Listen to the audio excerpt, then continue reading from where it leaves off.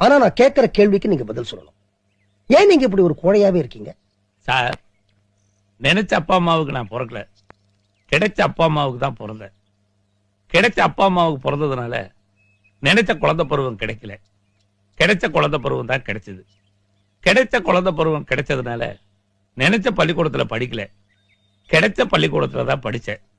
கிடைச்ச பள்ளிக்கூடத்துல படிச்சதுனால நினைச்ச உத்தியோகம் கிடைக்கல, கிடைச்ச உத்தியோகம் தான் கிடைச்சது.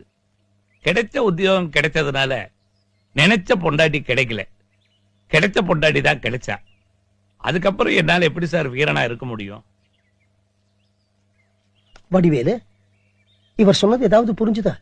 நினைச்ச மனுஷனை நீங்க கொண்டு உட்கார வைக்கல, கிடைச்ச மனுஷனை தான் உட்கார வச்சிருக்கீங்க.